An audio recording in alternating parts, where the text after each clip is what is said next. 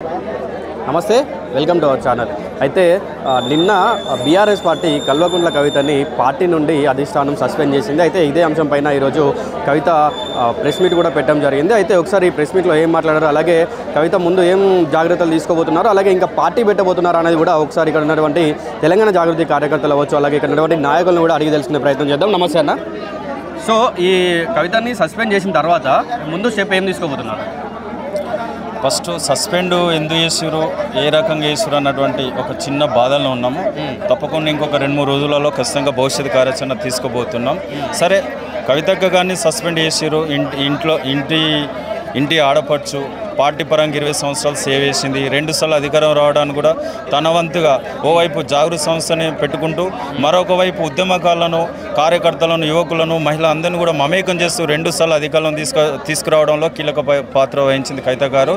మరి 3వసారి ఎందుకు మనకు అధికారం రాలేదు ఏంది అని చెప్పేదాన్ని విశ్లేషించే సందర్భంలో నాన్నగారికి లెటర్ రాసి ఆ లెటర్లో ఈ 3వసారి మనం ఎందుకు ఓడిపోయినాం అందులో ఉన్నటువంటి కోవట్టులు ఎవరెవరు అని చెప్పి చేస్తే అక్కడ ఉన్నటువంటి కోవట్లు లేదా ఆ యొక్క లెటర్ను లీక్ చేసి మీడియా పరంగా లీక్ చేసి, అంటే బీఆర్ఎస్ పార్టీలో కవితక్కనే మనకు ఇబ్బంది పెడుతుందనే విధంగా అక్కడ ఉన్నటువంటి మా సోషల్ మీడియా కావచ్చు, బీఆర్ఎస్ నాయకులు అందరినీ కూడా వాళ్ళను మౌల్డ్ చేసి వాళ్ళందరికీ ఇలా కవితక్క ద్వారానే మనకు నష్టం జరుగుతున్న విధంగా తయారు చేసి అక్కడ ఉన్నటువంటి దయ్యాలు ఇలా కవితక్క కానీ సస్పెండ్ చేసే వరకు తీసుకురావడం జరిగింది. ఈ బాధలనే ఉన్నాము. తప్పకుండా ఇంకొక 2-3 రోజులలో ఖచ్చితంగా భవిష్యత్ కార్యాచరణ ఉంటుంది. ఎందుకంటే ఉద్యమం నుంచి వచ్చినటువంటి కవిత గారు ఏదో నాన్న పేరు ఇంకో పేరు చెప్పుకోలేదు. నాన్నగారి కోసం, ఈ యొక్క తెలంగాణ రాష్ట్రం కోసం విలాసవంతమైనటువంటి జీవితాన్ని ఇడిచిపెట్టి విదేశాల్లో ఉన్నటువంటి కవిత గారు ఖచ్చితంగా తెలంగాణ ప్రజలకు తెలంగాణ రాష్ట్రం వస్తేనే న్యాయం జరుగుతుంది అనే విధంగా ఉద్యమంలో పాల్గొన్నది. 20 సంవత్సరాలుగా ప్రజలలో మమేకమవుతూ కేసీఆర్ గారి నాయకత్వంలో దిశలో నడుచుకుంటూ ఇలా ఒక మంచి పేరు తెచ్చుకొని ఇలా కాబోయే వర్కింగ్ ప్రెసిడెంటో లేకుంటే ముఖ్యమంత్రి హోదాకు వచ్చే సందర్భంలో ఇలా కవితక్కపై కుట్రలు చేసి ఇలా పార్టీ నుండి బయట పంపడం ద్వారా కొంచెం బాధాకరం ఉంది.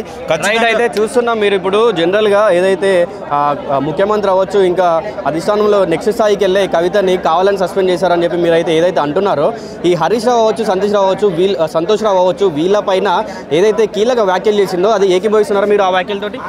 తప్పకుండా కవిత గారు మాట్లాడినటువంటి ఆ యొక్క విషయాలు మేము ఏకీభవిస్తున్నాం.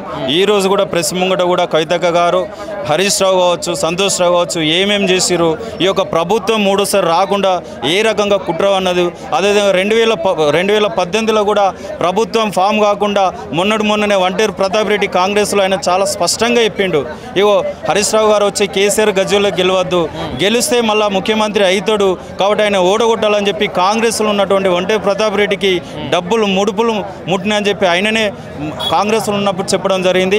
ఇలా కవితక్క గారు కూడా హరీష్ రావు గారు కావచ్చు, సంతోష్ రావు గారు వాళ్ళు చేసినటువంటి దుర్మార్గమైనటువంటి పనులను వారి వల్ల ఎంతోమంది వెళ్ళిరు అన్నటువంటి విషయాలను కూడా చాలా స్పష్టంగా చెప్పడం జరిగింది.